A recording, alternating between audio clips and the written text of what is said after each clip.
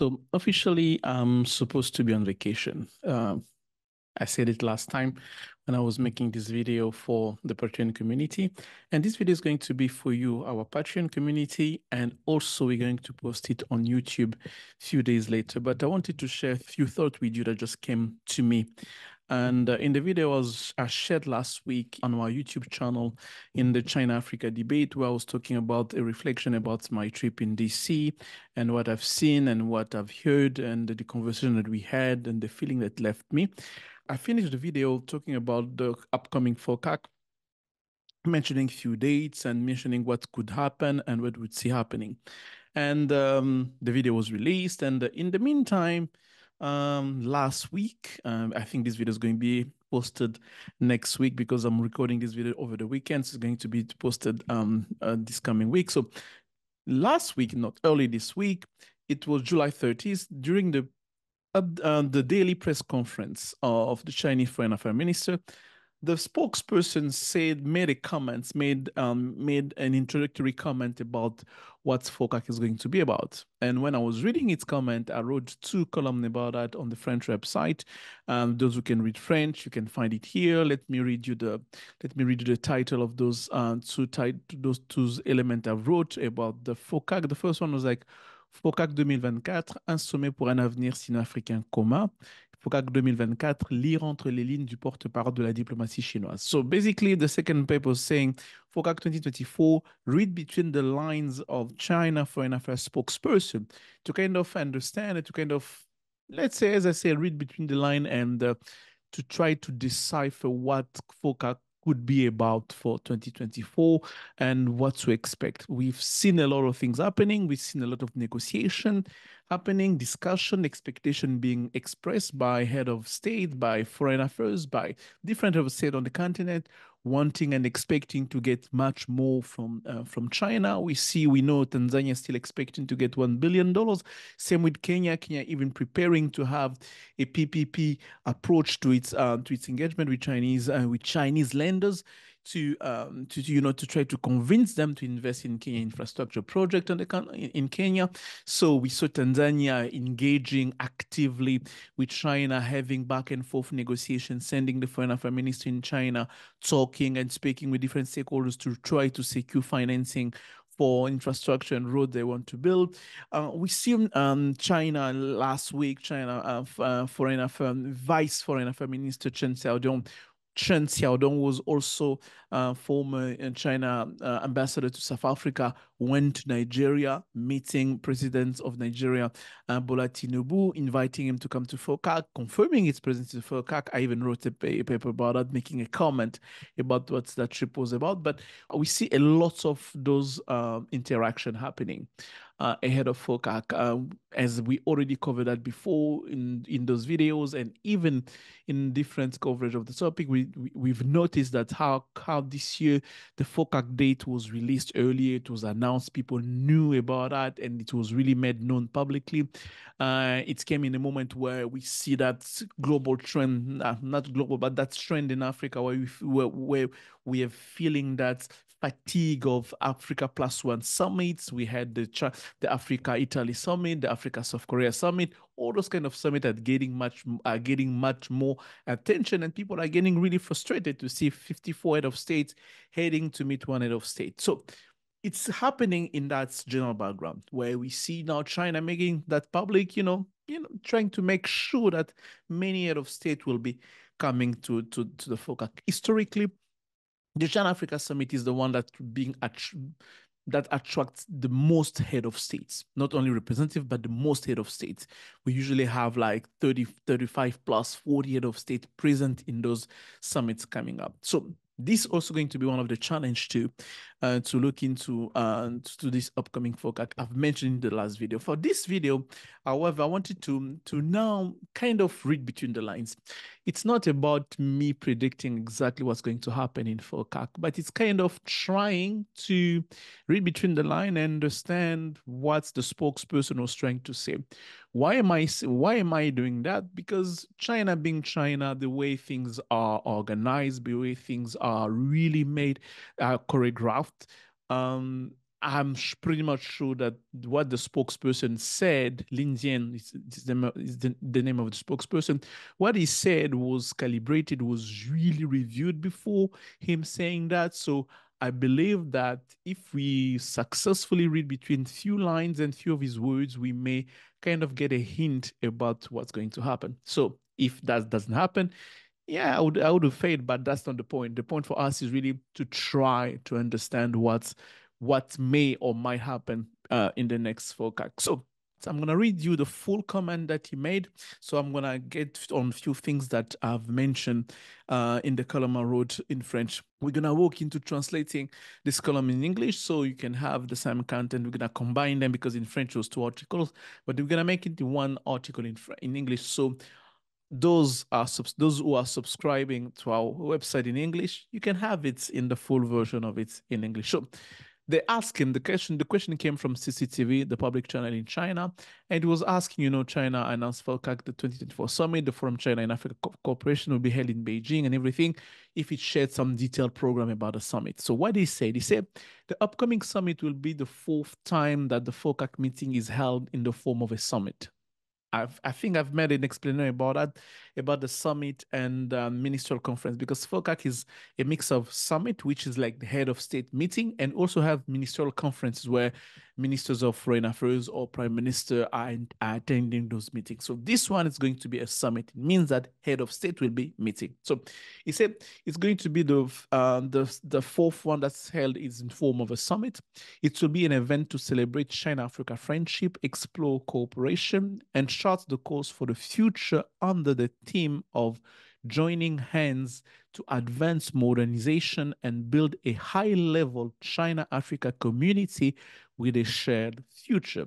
I'm going to read that again. That's the theme, joining hands to advance modernization and build a high-level China-Africa community with a shared future. The FOCAC senior official meeting and ministerial conference will be held on September 2nd and 3rd, respectively, in preparation for the summit.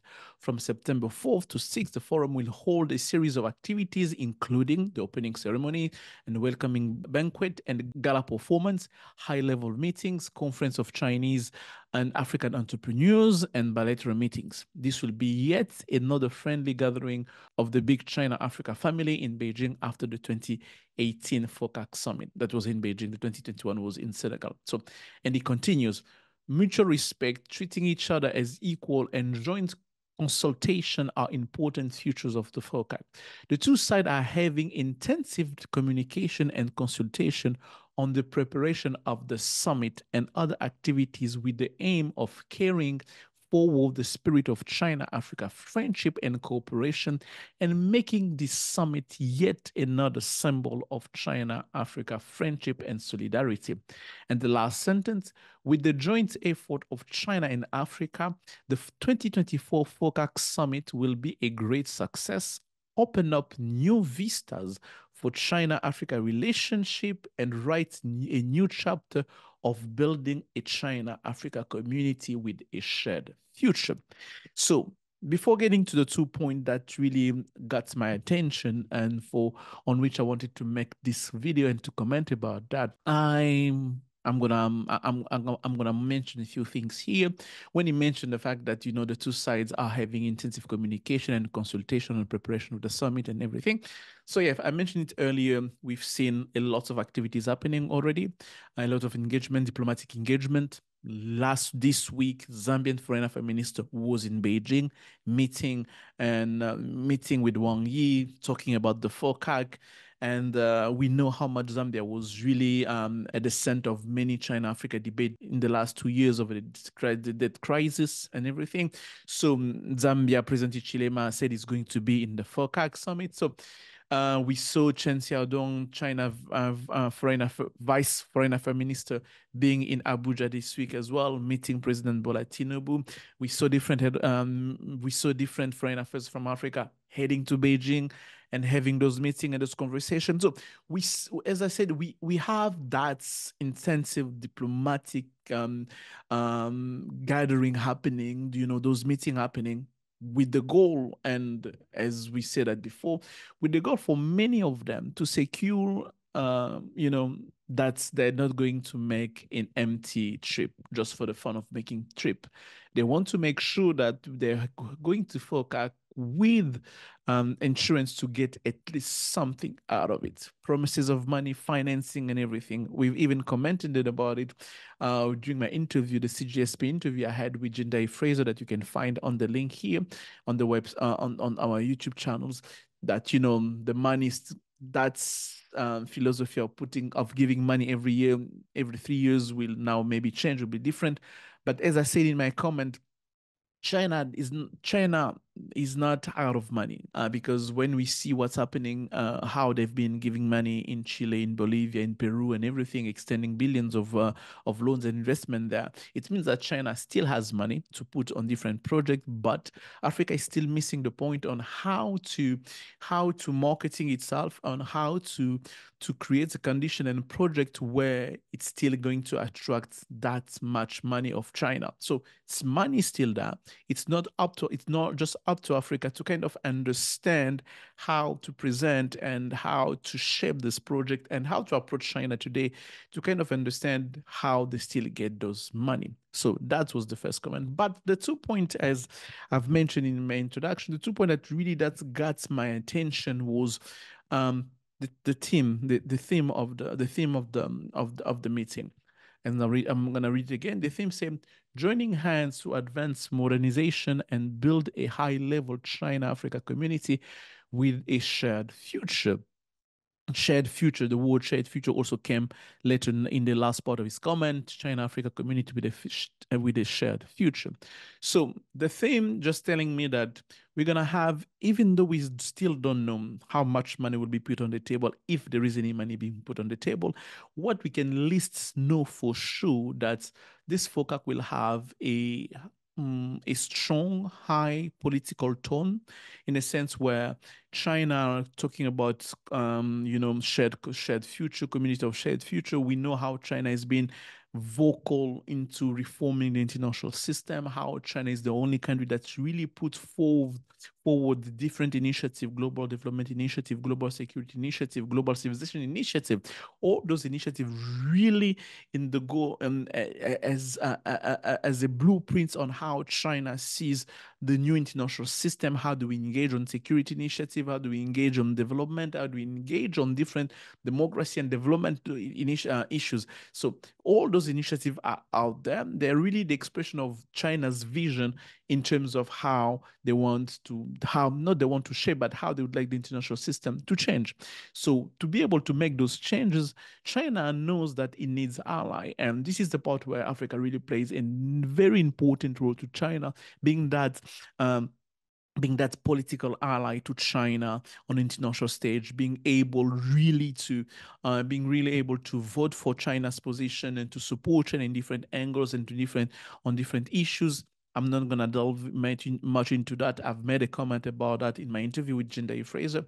But just to tell you that there is that sense of political tone where we should expect, this is the first point, we should expect for this FOCAC to see a lot of rhetoric about China vision, the political vision of international system. We should hear a lot of things emphasizing on global development initiative, global security initiative, global civilization initiative, how China sees democracy, how China really would like to promote a different kind of system, and some would say Chinese political system, but that's not what I meant. But promoting a sense of like democracy is not there's no one way of doing democracy. There's a multiple way of doing democracy, and these messages we know are this message is really welcomed by many African head of state, where we hear Africa's solution to African problem. Africa needs to have its own approach to development, to democracy, and everything. So we have all this context happening, and in this FOCAC, yes, China will definitely. I believe that China will definitely try to promote its political vision, that need of reforming the international system, that need of creating that collaboration to create that coalition, the international coalition, to really carry the message of like we need a new way of doing things. I wouldn't be surprised that they mentioned the double standard of the international communities here, having the US, the EU in mind, how they behave toward Ukraine and Russia situation, and how they're behaving in the Gaza wars, in the Gaza situation toward Israel. So that those kind of elements will be put on the table in a certain way or another, but they will be shaping the political narrative that's really, I believe, going to shape the discussion around the FOCAC that we're going to see this year, or how Africa can really be that spot of where we see um, we see an alliance forming. We see an alliance forming to carry the message of reforming the international system. So this is the first point I'm kind of seeing when when I'm reading out the topic of this meeting, of this FOCAC. So there will be a strong angle onto political on the political issues, and we're going to talk about it. And I think that that's something that we should be looking forward to. But the second point I want to make is now when in the last part of his comment, he said, with the joint effort of China and Africa, the 2024 FOCAC summit will be a great success, open up new vistas for China-Africa relationship, and write a new chapter of building a China-Africa community with a shared future coming up. Again, and this is where it really got my attention, because I do believe that this FOCAC will be the FOCAC of new things, of new approach, of a new strategy. Since 2016, we've seen how China's changed in terms of lending and extending financing to development and to find infrastructure projects in Africa. We see that the loans have reduced drastically. And we also saw the debt issues being arising in different parts of the continent, and how China is dealing with that. And we also see the general context where China is becoming much more reluctant into extending financing in different projects. In different projects in Africa, project they finance the first part of, for example, the SGR in Kenya or the SGR in Tanzania, but not willing to extend the same loan on the same project to expand the project. So just those are a few cases. But just to tell you that, yeah, we've seen that change happening. And we see that context happening. We also see the BRI summit last year in October in Beijing, how the new BRI was presented, that $1.6 billion will be put the BRI Special Fund, the CBD, the China Exim Bank, to really be those who are going to carry the money that's going to be used for BRI project. The Belt and Road Initiative, that also may change, we never know, but that may also change in a certain way. So we've seen that happening, a new approach of BRI. And something interesting happened. We saw in June this year, and the special fund, the Global Development Initiative Special Fund was created out after the MOU was signed between China Exim Bank and China Development Bank. It was launched in June, and where $5 billion are going to be put in place to really push to invest and to finance global development initiative project. And something really interesting happened, and you can see that on the website of the China Africa Development Fund, that where the project was released. We see now the coming of China International Development Cooperation Agency, (CIDCA). We see that agency that was created in April 2018. We see that agency now playing a very interesting, important role into that project, because now what we've noticed now, the CIDCA is going to be that body that's going to make sure that the financing will be used for development projects that are identified are parts of the GDI. So which means that we are really likely to see a new development approach that China is going to use. We may see a new flow of money back on the continent, but under the development spectrum, without, not like the loan project, but on the like development projects, poverty alleviation, and all those big themes that we see around poverty and development issues. I'm gonna read few themes that's mentioned in that document, then just give you an idea about that. The priorities of that fund will be poverty alleviation, food security, pandemic response and vaccine, financing for development, climate change and green development, industrialization, digital economy, digital era connectivity. Few areas where we see that that special fund is going to be used. So we may see now new approach on how China is going to finance different projects on the continent, how it's going to put money on the table. And in that document, we see how you're going to see that on the screen.